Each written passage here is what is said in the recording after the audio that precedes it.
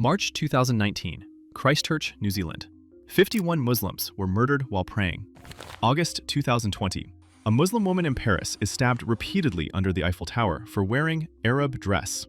2023, hate crimes against Muslims in the US increase by 56% in a single year. In France, Muslim women are fined every single day for what they wear. In India, mob lynchings of Muslims have become so common that they barely make international news. In China, over 1 million Uyghur Muslims are detained in what the UN calls crimes against humanity.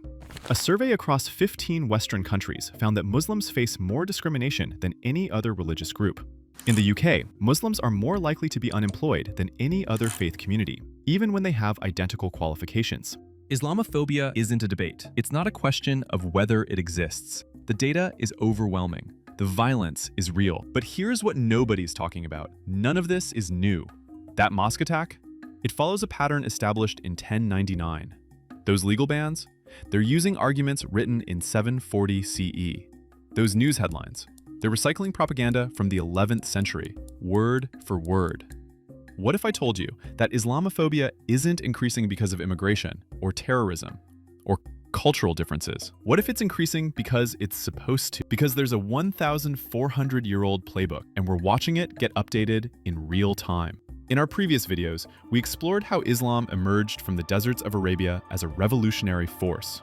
We traced its unprecedented expansion across 3 continents in just a few decades. But there's another story that began at the exact same moment. A parallel narrative that has shaped global politics for 14 centuries and continues to dominate headlines today. This is the story of how the West has consistently perceived Islam not as a religion, but as an existential threat. And here's the disturbing part. This perception isn't based on what Islam actually is or does. It's a carefully constructed narrative that has evolved and adapted through 7 distinct historical phases, always serving the political needs of those in power. Picture this. It's December 634 CE. You're in Jerusalem, and you're Sophronius, the patriarch of the city. For centuries, Jerusalem has been the jewel of Christian civilization. But now, something unprecedented is happening. Arab armies are sweeping across the Byzantine Empire with terrifying speed. Syria has fallen. Palestine is under siege. Egypt will be next. These aren't just military defeats, they're catastrophic, civilization-ending events. So how do you explain this? How do you tell your congregation that God has allowed the holiest sites in Christendom to fall to people you've never even heard of? Sophronius had an answer. In his Christmas sermon that year, he told his people that these invaders, these godless Saracens, were a divine punishment. God was using them as a scourge to punish Christians for their sins. Notice what's happening here. Sophronius didn't say these Arabs had a legitimate religion or a just cause.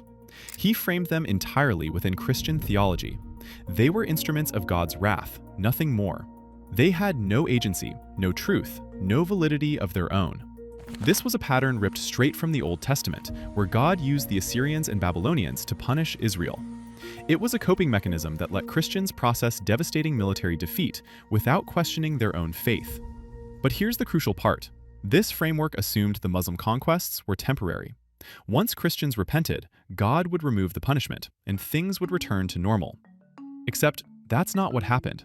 Decades passed, then centuries, and it became clear Muslim rule wasn't temporary, it was permanent.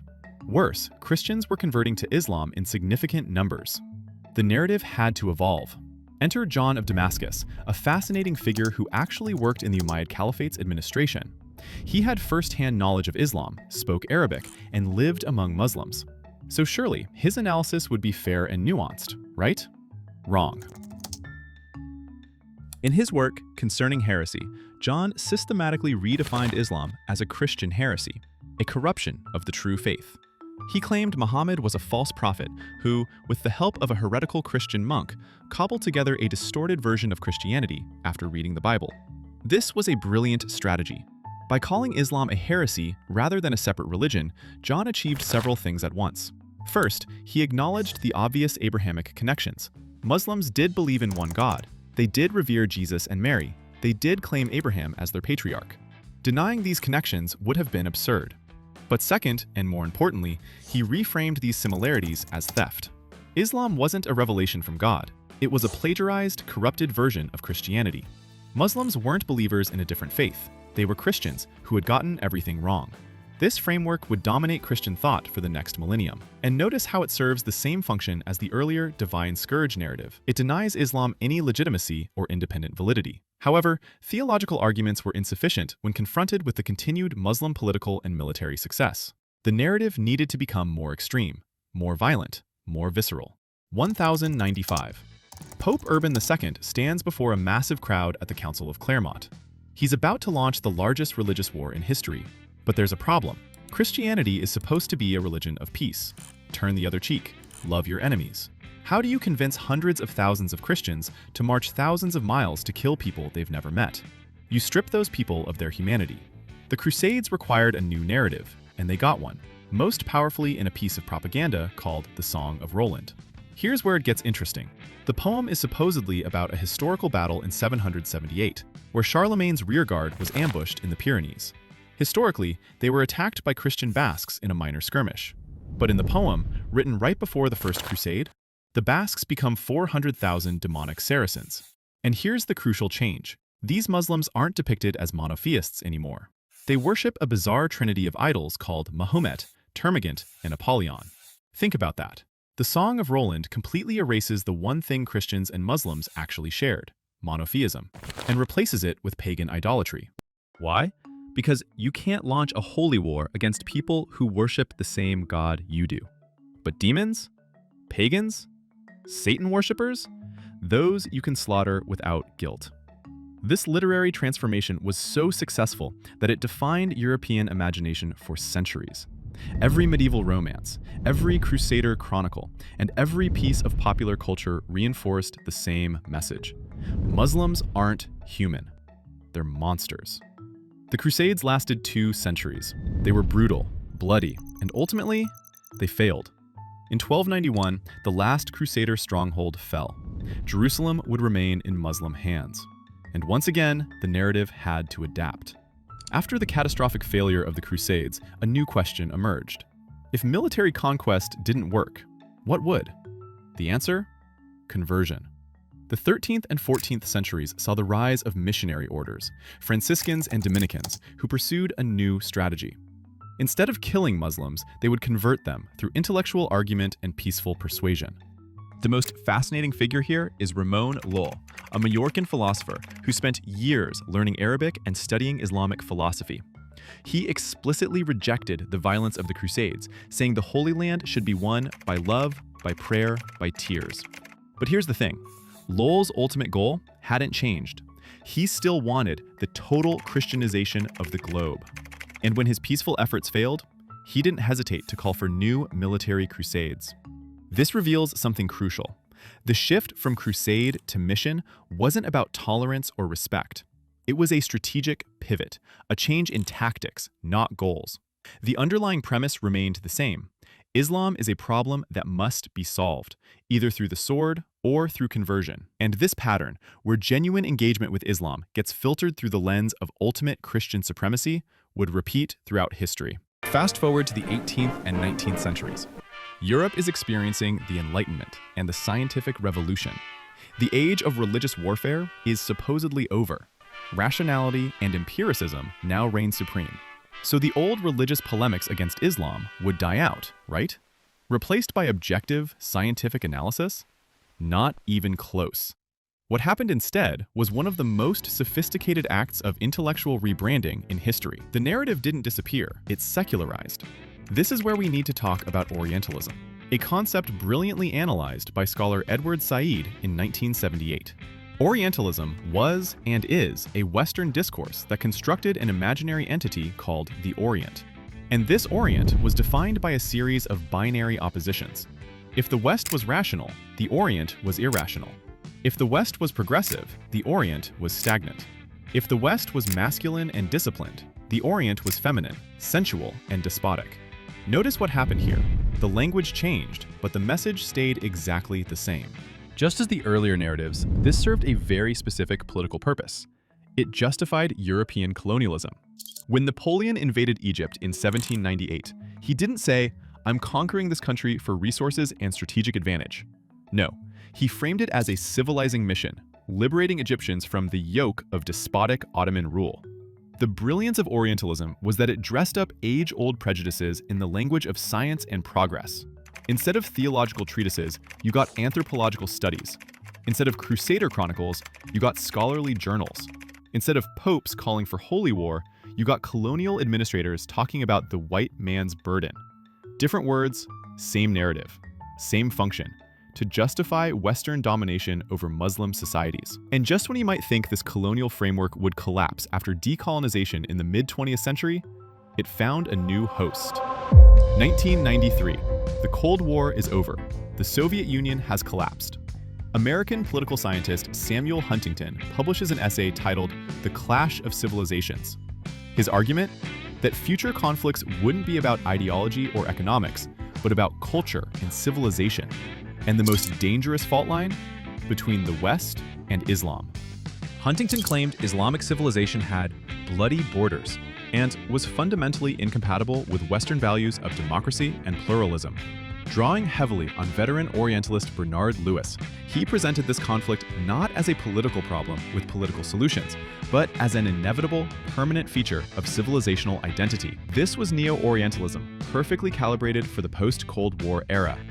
It took 14 centuries of othering and repackaging it as cutting-edge political science.